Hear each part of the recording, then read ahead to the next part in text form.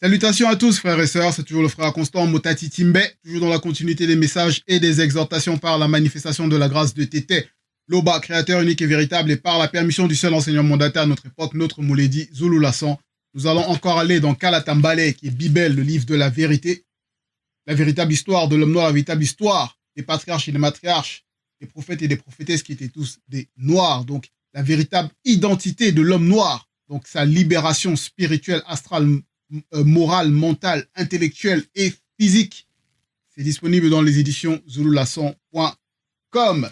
Donc nous allons aller dans le rouleau puissant d'un patriarche qui a marqué son époque, connu dans les bibliothèques classiques sous le faux nom de Salomon, mais son véritable nom c'est Mon. Et nous allons aller dans ses proverbes, donc dans la langue originelle qui est le Douala ancien, dont le véritable nom est Bialaba Mounia. Et nous allons lire au chapitre 15, du verset 8 au verset 21 par la manifestation de la grâce de Tété. Donc Mon, qui était donc un des fils de Tondo qui est le véritable David, qui donc à son époque, donc Mon, il a reçu un des fruits de l'entité de sagesse, donc sagesse avec S majuscule, donc cette entité supérieure du grand ordre des choses puissantes, qui lui a donc manifesté donc ce fruit par rapport à ce que Mon a demandé avec sagesse pour pouvoir guider le peuple, un peuple si nombreux, car il était roi à son époque de Tombouane Bila, qui veut dire remporter la victoire, qui est le véritable Israël. Donc, il a reçu donc un des fruits de l'entité de sagesse et il a donc, par son expérience, traversé beaucoup de situations, beaucoup de circonstances et par la manifestation de la grâce de Tété, il nous a légué donc ces livres, ces rouleaux puissants pour nous permettre d'acquérir ou d'accéder à la sagesse avec S majuscule, c'est-à-dire parcourir le chemin de l'initiation de l'entité de sagesse. Dont le titre même de Bialaba Mounia, le titre du livre, c'est la sagesse. Donc, nous allons au chapitre 15, c'est collection de proverbes sur la vie morale. Donc, collection de proverbes sur la vie morale, et c'est la 6e collection de proverbes sur la vie morale, donc c'est la 6e partie. Donc, la vie morale. Donc ici déjà, c'est par rapport à la loi morale.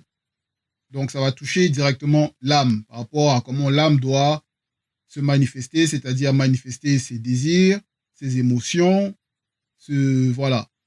Comment l'âme doit utiliser son corps, comment l'âme doit se comporter.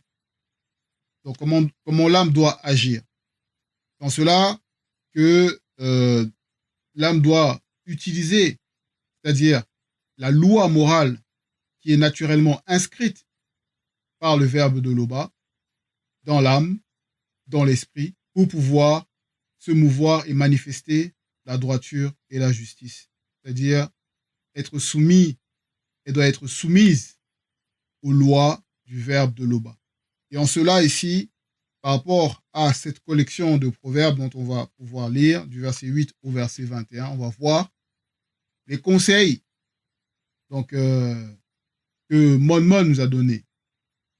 Donc, Maléa, Mon, ses conseils.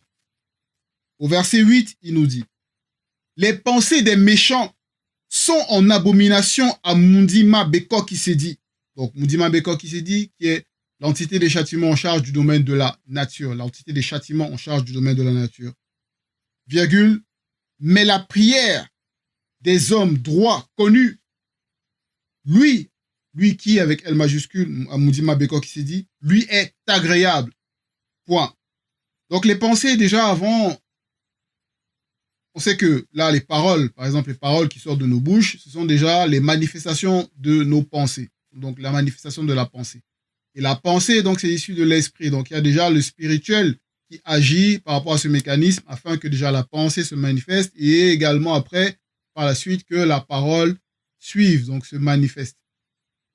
par rapport à cette pensée. Car cette pensée-là même, déjà, il y a aussi la manifestation de la volonté même, par rapport aussi à l'esprit, par rapport au mécanisme. Donc on voit déjà que spirituellement, déjà la base ici, si c'est déjà touché, ça ne peut pas être agréable au spirituel, donc au grand ordre des choses. Donc ça veut dire que le verbe ne n'approuve pas les pensées des méchants. Donc les pensées des méchants sont en abomination. Donc l'abomination, c'est terrible. Quoi qu'on sait que le péché, ben voilà, c'est toujours terrible, dans le sens où ce n'est pas bon, mais l'abomination, donc c'est grave. Mais la prière, donc Mouka, Mouka, la prière, on doit à l'ancien, des hommes droits connus lui est agréable. Donc il y a le fait d'être droit. Et il y a le fait d'être connu, parce qu'il y a certains qui peuvent se dire droit, marcher, manifester une certaine forme de justice dans le visible, mais néanmoins, ils ne sont pas connus. Ça veut dire que cette justice-là, ce n'est pas une justice qui s'appuie selon la vérité, selon le verbe.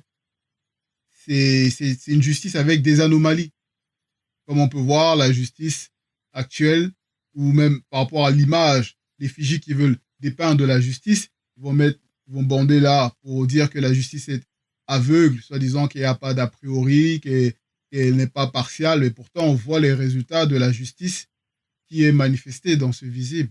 Il y a tellement d'exemples d'injustice, justement, de cette soi-disant justice.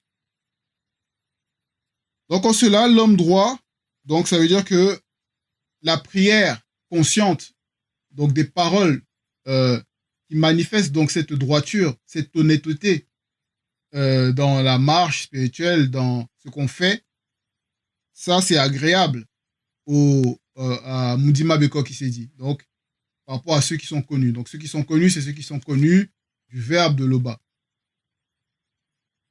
Au verset, on va poursuivre au verset 9, où il est dit, la voix du méchant est en horreur à Mudima Beko qui s'est dit. Mais il aime, Mudima Beko qui s'est dit, aime celui connu qui poursuit la justice. Donc il y a déjà ici, on voit, premièrement, il y a le fait d'être droit. Donc manifester la droiture. Avoir des pensées, on va dire, droites, des pensées correctes, être intègre, honnête. Et maintenant, il faut, avec ça, on va pouvoir aller poursuivre le chemin de la justice. Donc ça mène au chemin de la justice, car au bout du chemin de la justice, il y a encore autre chose dont on va voir par la suite. Donc, celui qui poursuit la justice. Parce que la voie du méchant, donc ce chemin du méchant là, on va voir dans ce chemin aussi ce qu'il y a comme choses, éléments, obstacles qui font que c'est pas, voilà, selon la vérité. C'est pour ça que c'est en horreur à Mudima Beko qui s'est dit. Et on voit que ces chemins-là, ça va être, ici on prend l'exemple des religions. La voie des religions ne mène pas à poursuivre la justice selon la vérité. Car on voit déjà que par rapport à l'origine même de comment les religions se sont manifestées, c'est venu par le mensonge, par la barbarie, par le sang versé, donc des effusions de sang, par la tromperie. Et on sait que déjà, les religions, c'est issu donc de ces dogmes-là, falsifiés, donc Betiledi la Mawondo, donc des écritures fausses qui sont issues donc ils ont pris les copies de Kalatambale, donc la spiritualité de l'homme noir, et au fil du temps, des époques, les peuples se sont appropriés ça en fonction de leur comportement, en fonction de leur égarement, de leur total égarement, pour pouvoir écrire des choses en fonction de ce qu'ils vivaient à leur époque et vouloir faire croire maintenant, vouloir faire accepter ça par des guerres, par des massacres, par toutes ces choses qu'on a vues, l'esclavage, la colonisation, toutes ces choses abominables à des peuples qui vont soit conquérir ou et des générations après vont venir et vont penser que c'est bien d'être dans ces religions-là et ils vont être dans la compromission disant, oui, voilà, nous sommes nés dans ça, on ne peut pas sortir. Ils ont peur parce qu'on les mente déjà, on leur fait croire que l'enfer existe, que s'ils n'obéissent pas aux lois de leur fausse religion, pas que toutes les religions sont fausses, ils vont aller brûler en enfer ou le purgatoire ou voilà. Ils leur promettent du n'importe quoi, des paradis fallacieux, de leur fausse imagination, d'autres avec bref, voilà. Ça ne mène pas à poursuivre la voie de la justice. Et on voit dans ces religions, on voit le comportement de ces personnes, ce qui manifeste. Il y a tellement d'exemples. Voilà. Et on va poursuivre donc au verset 10 où il est dit, « Celui qui s'écarte du bien sera sévèrement puni. » Deux points. Celui qui s'écarte du bien, donc de manifester le bien, sera sévèrement puni. Deux points. Refuser les avertissements conduit à la mort spirituelle. Refuser les avertissements conduit à la mort spirituelle. Donc on voit le cheminement. Pourquoi est-ce que Mon Mon ici, il nous dit ça, il nous rappelle ça? Déjà, la mort spirituelle, c'est quoi? C'est le fait de devoir être condamné à passer au jugement dernier. Donc, si on connaît la vérité, on s'écarte de la vérité, du bien, ben, on entre dans un autre chemin. Un chemin donc, qui va conduire et qui va mener à la mort spirituelle. Donc, le jugement, là, cette condamnation-là.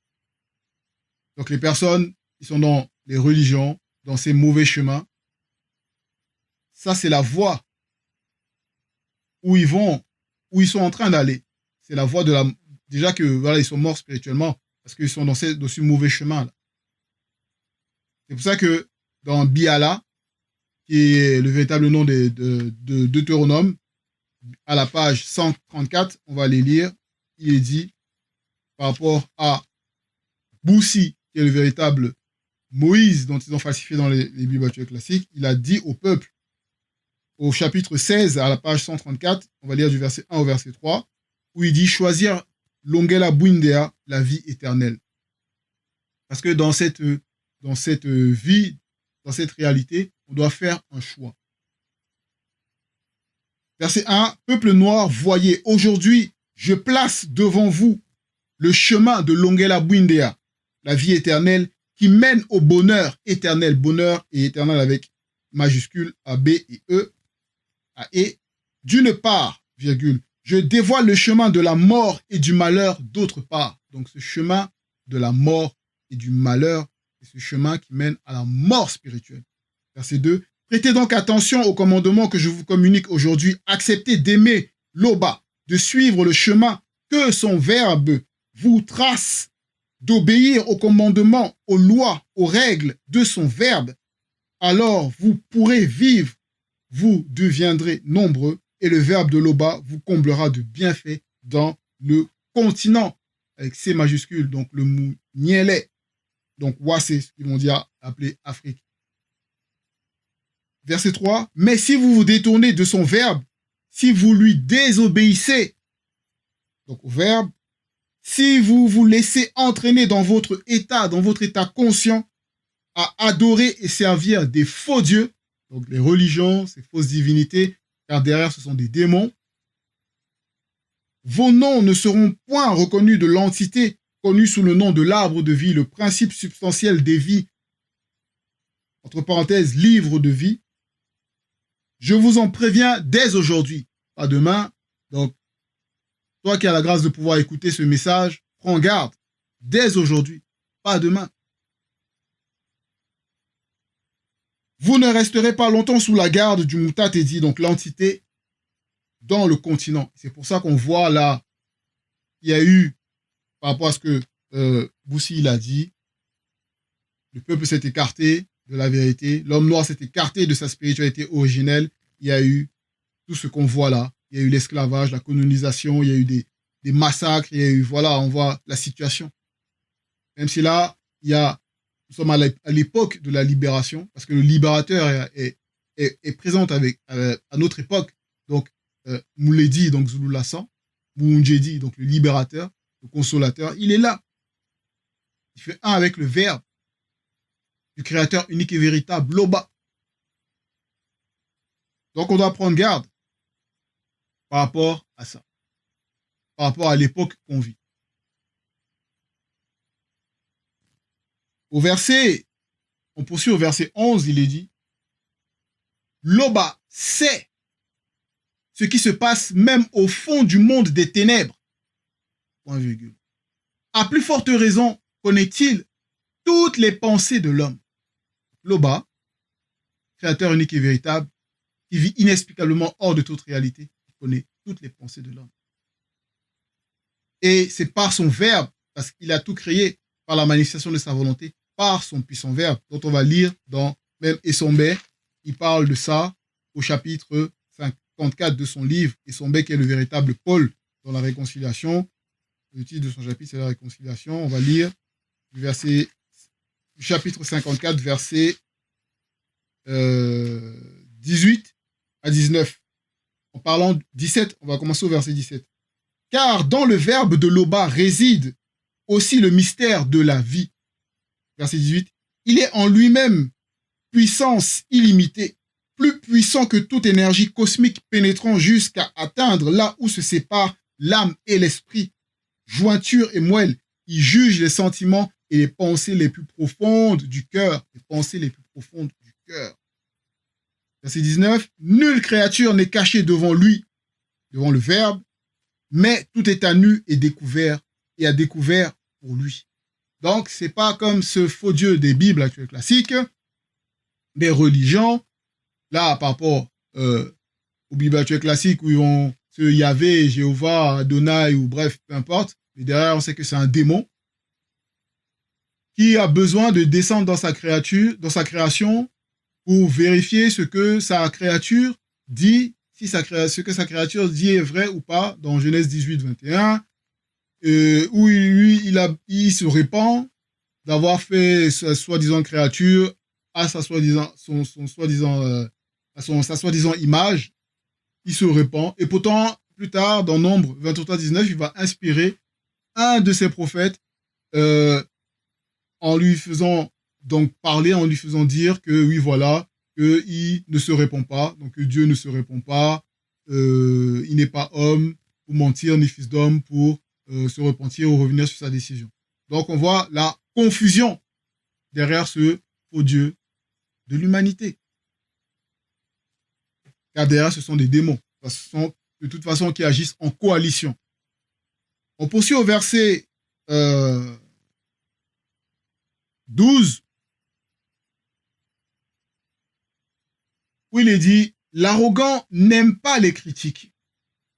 Il ne consulte jamais les sages. Donc celui qui va manifester l'arrogance, déjà c'est un insensé. Donc il n'aime pas les critiques. Il n'aime pas qu'on va essayer de donner un avis par rapport à ce qu'il fait, ce qu'il va manifester, ou essayer de le conseiller. Il ne consulte pas les sages. En cela, il n'applique même pas le verbe. Parce qu'il est dit dans Bialaba Mounia, Proverbe chapitre 16, au verset 3. Donc juste la page d'après. Au verset 3, il est dit, expose ton activité à Loba dans la prière, virgule, donc dans la prière. La prière de l'homme droit connu, qui est agréable à Mundima Beko, qui s'est dit, expose ton activité à Loba dans la prière, virgule, et tu réaliseras tes projets selon le verbe. Et aussi, on sait que, même on peut voir dans le verset 22, quand on ne consulte personne, les projets échouent. Grâce à de nombreux conseils, ils se réalisent. Donc, l'arrogant qui n'aime pas les critiques, il n'aime pas qu'on essaye de manifester une opinion pour l'aider, pour le faire voir que ce qu'il a fait, c'est pas bon, ou qu'il aurait pu faire autrement, il n'aime pas, mais il manifeste l'arrogance, donc c'est pas bon. C'est pas bon. Car il faut se confier au verbe. En cela, on poursuit au verset 13, par rapport à ce que Mon il nous dit dans sa collection de proverbes sur la vie morale, donc 6e partie. où il dit la joie au cœur épanouit le visage, virgule. Le démon de la peine provoque la mauvaise humeur. Vous voyez, ce verset, voilà, comme tous les versets, c'est puissant. Et si ça nous montre que là, par rapport à la joie au cœur, ça va, c'est-à-dire la manifestation donc de la joie qu'on va pouvoir percevoir, de ce que visiblement, on va le voir sur le visage. Donc, bosso. Donc, bosso, en langue, on doit là, bosso, le visage. Donc, dimede djene mo bosso. On va le voir sur le visage. Et le démon de la peine, lui, il va agir comme les démons de circonstance, quoique il travaille en coalition. Donc, il y a d'abord les démons de circonstance qui vont venir essayer de faire que cette joie-là s'efface, pour qu'on plonge, on entre par la porte de la peine. En cela que le démon de la peine agisse. Donc, c'est comme ça qu'il fonctionne. Et il y a le livre de la démonologie qui explique en profondeur par rapport à comment les démons ils se manifestent. Donc, toujours dans les éditions zululassan.com, vous pourrez vous procurer ce guide puissant. En cela, on poursuit au verset 14 où il dit « Qui a l'esprit sage désire s'instruire, virgule. Tandis que la bouche des hommes stupides se nourrit de folie. » Point. En cela, on voit très bien que la folie ici, donc, c'est un fruit. Mais c'est un mauvais fruit. Comme on a pu recevoir encore récemment le live du Mouledi, il nous a donné la révélation par rapport à la mort, par rapport aux fruits, par rapport à l'entité de la mort. Mais ici, la folie, donc, c'est un fruit. Donc, c'est un enseignement. Et c'est un mauvais enseignement. C'est un enseignement corrompu, rempli d'erreurs, d'anomalies, de contradictions, de confusion qu'on voit dans les religions, dans les formes de spiritualité qui n'honorent pas, qui ne sont même pas selon la vérité. Donc, ici, celui donc, qui a l'esprit sage désire s'instruire. Donc, celui qui va rechercher la vérité, qui va vouloir s'instruire. Mais il va s'instruire comment? Forcément, il y a les vidéos, il y a les enseignements, mais aussi les livres. C'est pour ça que il est dit, par rapport à Karla Tambale, toute écriture qui est inspirée du Mundi Musangi, donc du verbe, par le verbe de Loba, est bonne pour l'instruction, pour éclairer, pour guider. Et c'est en cela même que par rapport au Bialaba Mounia, dans le chapitre 1 de Bialaba Mounia, Mon, il explique le but des proverbes pour pouvoir éclairer, amener à la sagesse. Donc celui qui a l'esprit sage, il va s'instruire selon la vérité. Mais les hommes stupides, ils vont se nourrir de folie. Et le fait de se nourrir de ce fruit-là, de cet enseignement faux, ils vont déverser du faux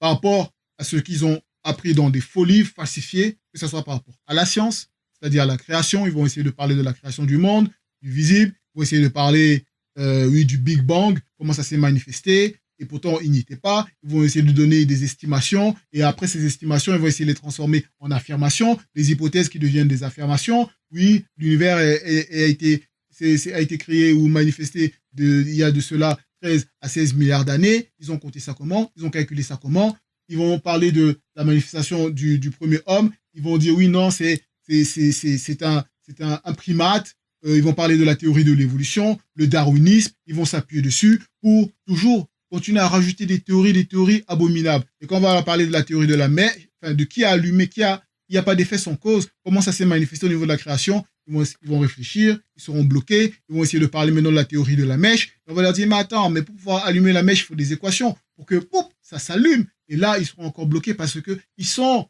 dans l'obscurité. Mais ils ne comprennent pas qu'il n'y a que le verbe de Loba qui éclaire. Ils vont parler maintenant de la théorie, ils vont parler de quoi?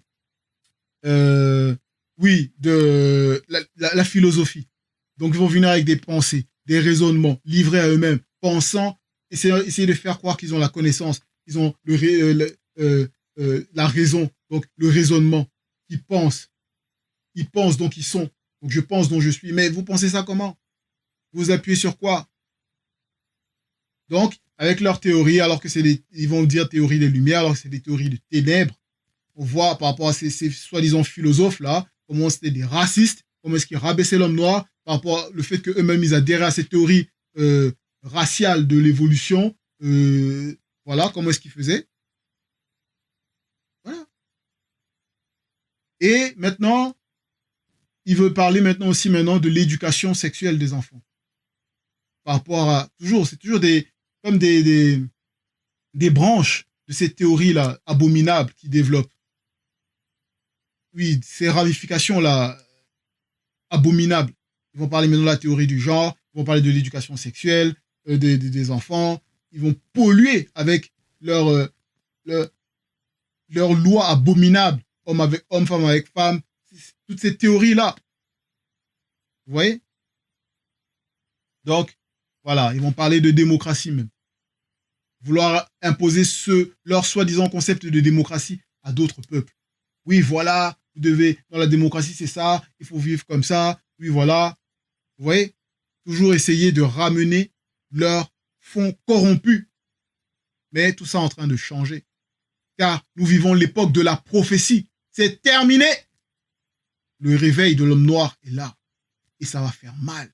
Ça fait déjà mal. On poursuit au verset 15, où il dit « Le malheureux vit sans cesse dans la peine. Le malheureux vit sans cesse dans la peine. L'homme heureux vit dans une fête continuelle. » L'homme heureux, il vit dans une fête continuelle. Bon, car la parole déjà nous recommande de ne pas être malheureux. Donc on ne doit pas être malheureux.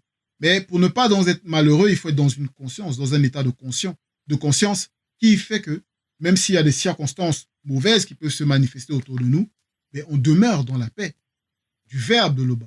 C'est cela où il est dit dans Muntatedi 14, dans Muntatedi par Monmon, 14, chapitre 14 au verset 2, où il est dit « Heureux celui connu que sa conscience n'accuse pas selon le verbe et qui n'a jamais été déçu dans ses espoirs. » Donc c'est l'homme connu là, il met toujours son espoir dans le verbe. Il met son espoir dans le verbe. Donc dit Pita, espoir, mets ça dans le verbe. Parce que celui qui met son espoir dans le verbe ne sera jamais déçu. C'est ça en fait. Donc, on poursuit au verset 16. Mieux vaut avoir peu et être soumis au verbe de l'Oba que posséder beaucoup et vivre dans l'inquiétude.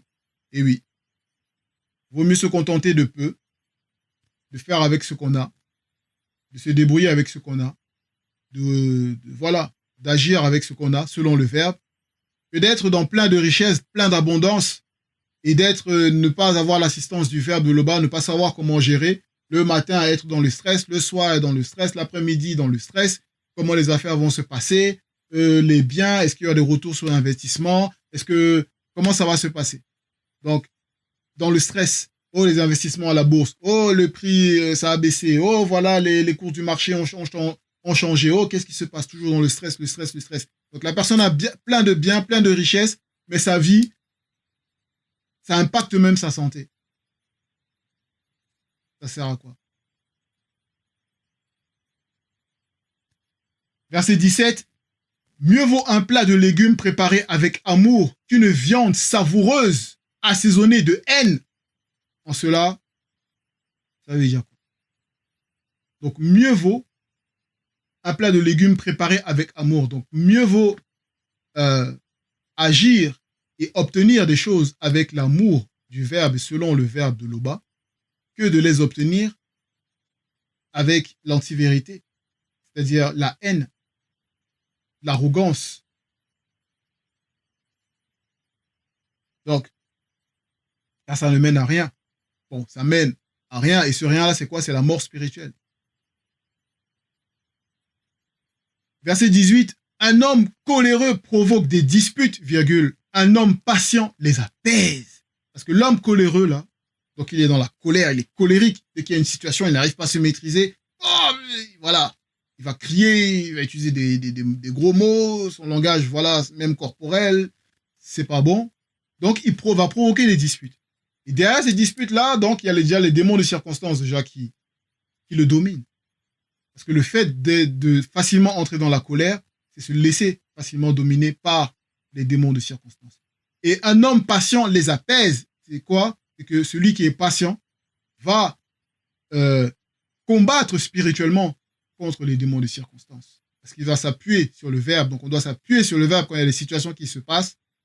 Il y a des circonstances qui se passent. On veut nous mettre dans des circonstances. On veut porter des faux témoignages contre nous. On veut nous accuser. On nous accuse injustement. Voilà. Un homme patient les apaise. Et il y a aussi une manière d'apaiser aussi les choses. On peut voir par rapport à la parole, au langage, même dans Bialaba Mounia 15.1, là, toujours au chapitre 15, mais verset 1, car on a commencé à partir du verset 8, il est dit, une réponse douce calme la fureur. Donc la fureur de celui qui est en colère, là, le coléreux, une parole douce, une réponse douce calme la fureur, virgule, mais une parole dure excite la colère. Verset 19, il est dit, le sentier du paresseux est couvert d'épines. La route des hommes droits est bien dégagée.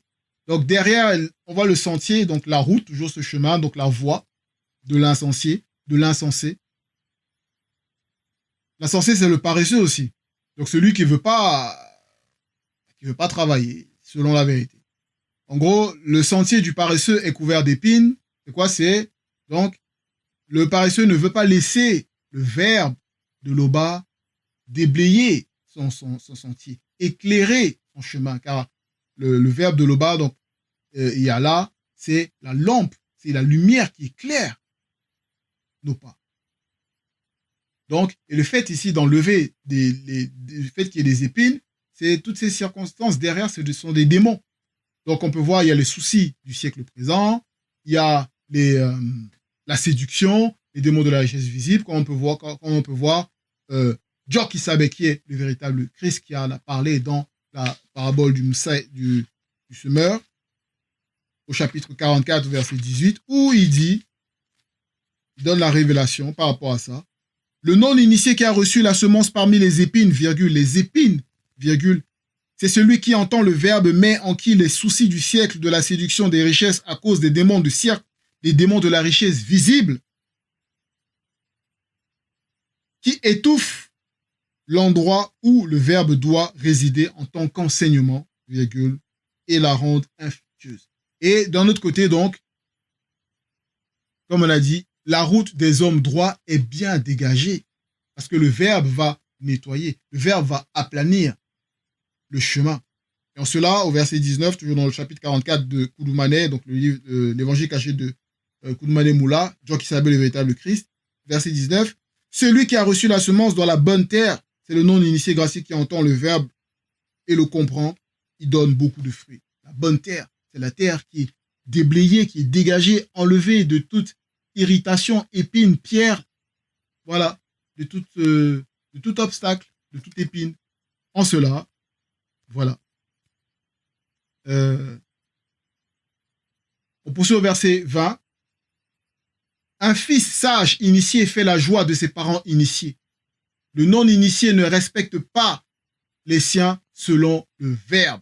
En cela, on voit même ça dans Béboussedi, ou chapitre 12 au verset 9, où Boussi il a reçu la loi, dont on va lire, car c'est important, parce que les non-initiés, ils aiment bien, dès qu'il y a des situations, toujours dire « Oh, honore ton père et ta mère afin que tes jours soient, afin que tu aies une vie meilleure, ou une longue vie, ou voilà. » Ils aiment bien toujours vouloir citer ça, alors que le véritable passage, c'est dans Kalatambale, Bible, et avec précision, et ça dit « Respecte et honore ton père et ta mère selon la sainte loi du verbe de Tété, ainsi tu sauras comment honorer le Créateur, puis tu vivras longtemps dans l'abondance.